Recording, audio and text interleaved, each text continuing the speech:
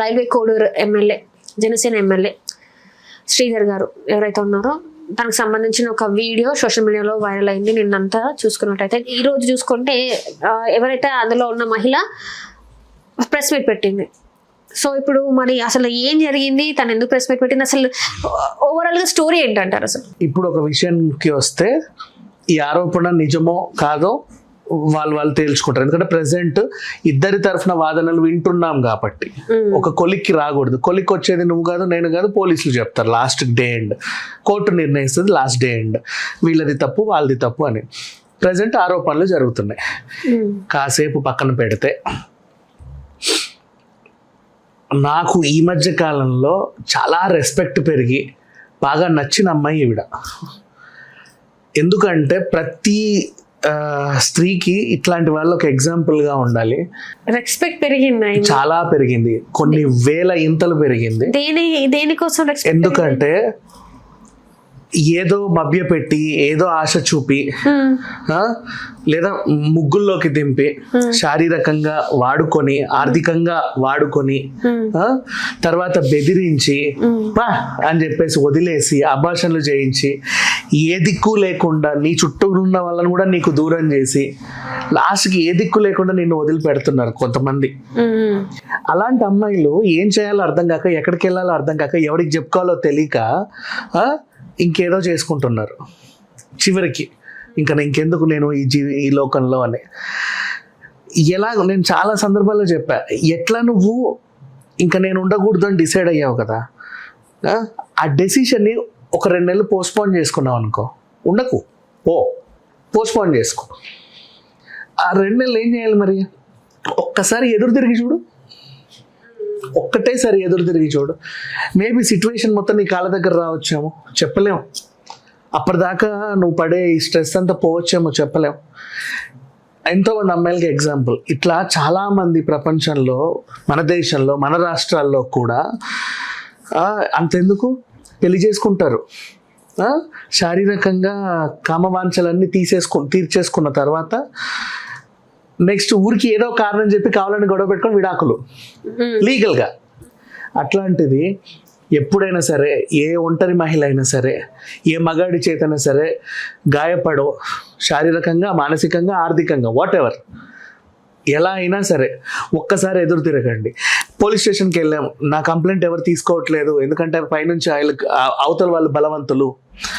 Okay, కోర్టుకు వెళ్ళండి. వినట్లేదు అవతల వాళ్ళు బలవంతులు, మీడియాకి రండి హ్యాపీగా. ఇప్పుడు ఈ అమ్మాయి వచ్చింది అదే కదా, మీడియాకి వచ్చింది. అసలు ఏం జరిగింది? నువ్వు గవర్నమెంట్ కదా, ఎంప్లాయీవి కదా, ఈయనేమో ఎమ్మెల్యే. ఓకే, హాయ్ హలో బాగున్నారండి, కళ్ళు ఏదో రకంగా పరిచయం పెంచుకున్నారు.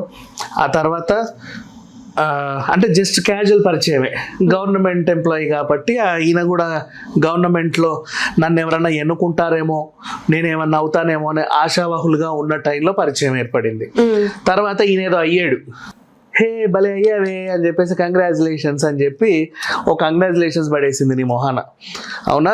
ఆ కంగ్రాచులేషన్స్ తీసుకొని రిసీవ్ చేసుకొని, ఇప్పటి వరకు నా జీవితంలో ఇంత మంచి కంగ్రాచులేషన్స్ ఎవరూ చెప్పలేదు, ఇంత బాగా ఎవరూ విష్ చేయలేదు, నువ్వు ఎంత బాగా విష్ చేసావు అని చెప్పేసి, ఎలా విష్ చేసావు, ఇలాగే విషెస్ చెప్పాలని నీకు ఎందుకు అనిపించింది, నీకు ఈ థాట్ ఎలా వచ్చిందని చెప్పి 2 గంటలు 3 గంటలు చాట్ చేసాడు. ఈ విధంగా చాటింగ్లు చేస్తూ అన్నీ చేసుకుంటూ, సరే ఏం లేదు అటు వెళ్తున్నా నా ఊరికి కారులో, కొంచెం తోడు రాకూడదు, సరే వస్తా. ఆ కారు మరి అటు పోతే అక్కడ దాకా వచ్చి ఇటెటో పోతుంది, అక్కడికి మరి ఇటెందుకు తెచ్చావంటే అది ఏం లేదు, ఊరికే నీతో సర్వేగా గడపాను. ప్రిపేర్ లేదండి ఇప్పుడు నాకు అట్లా గడపాలని నేను లేదు పనులని చెప్పేసి జుట్టు వీకి ఇంకేదో చేసి నీకు అన్నీ తీర్చుకొని తర్వాత ఇంకా అయినా అక్కడ దాకా ఎందుకు, పని అయిపోయింది కదా, ఇక్కడే తీసుకెళ్ళి మళ్ళీ ఇంట్లో పడేసి ఇలాంటివి చేశారు. ఇంకా ఇంకా ఇంకా ఇంకా సరే, అప్పుడప్పుడు పిలిస్తే వస్తలేరు, మరి నేనే వస్తా అని చెప్పేసి రావడం, టెంగ్ టెంగ్ టెంగ్ టెంగ్ టెంగ్, ఇప్పుడు ఏంటి టీ టైంకి వచ్చాడు, తీయాలా వద్దా, నువ్వు ఎంతసేపు అన్నా నేను ఇక్కడే కూర్చుంటా, నువ్వు ఎమ్మెల్యే అని కూడా మర్చిపోయి గుమ్మం దగ్గరే కూర్చొని నీ కారు కూడా అక్కడే పార్క్ చేసి, అన్నీ జరిగాయి మా, 1 కాదు 2 కాదు ఎన్నెన్నెన్నో జరిగాయి. తర్వాత నీ వల్ల ఆ పిల్లకి రాకూడదు ఏదో వస్తే దగ్గరుండి చేయించావు. ఆమెకి ఇష్టం లేకుండానే చేయించావు ఏదో ఒకసారి అంటే పర్లేదు. నేను మోసపోతున్నానేమో అని గ్రహించింది ఒకానొక స్టేజ్లో. గ్రహించిన టైంలో ఏంటంటే మధ్యలో చిల్లర కూడా తీసుకున్నాడు. నువ్వు ఇవ్వాలి యాక్చువల్గా చెప్పాలంటే నువ్వు ఉన్న స్థానానికి. ఆమె గవర్నమెంట్లో ఒక ఎంప్లాయీ, జీతగత్తె. హస్బెండ్తో మాటలు లేవు, తెలిసిపోయింది. నీ తరఫున మిగతా వాళ్ళందరికీ నీ క్యారెక్టర్ బ్యాడ్గా పోర్ట్రే చేసావు. నెక్స్ట్ అసలు నీ కొడుకు కూడా నీ కొడుకే కాదు ఎవరి కొడుకు అన్నట్టుగా పోర్ట్రే చేసావు. ఆమె పరువు ఫుల్గా తీసేసి సమాజంలో ఆమె తలెత్తుకోకుండా చేసావు. ఎవరికి ఏం మాట్లాడుకుని చేసావు. చివరికి ఒంటరి దాన్ని చేసావు. రూపాయి కావాలంటే లేదు, రాదు.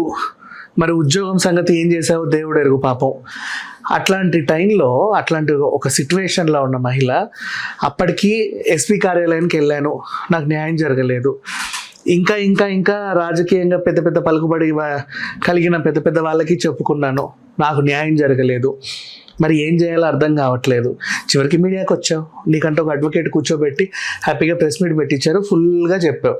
ఇప్పుడు విషయం ఏంటంటే నువ్వు చెప్పేది నిజమా కాదా? ఇప్పటిదాకా మాట్లాడుకున్నాగా. ఇప్పుడు అధికారం ఉందనే కదా ఇప్పుడు ఇంత గణం వచ్చింది.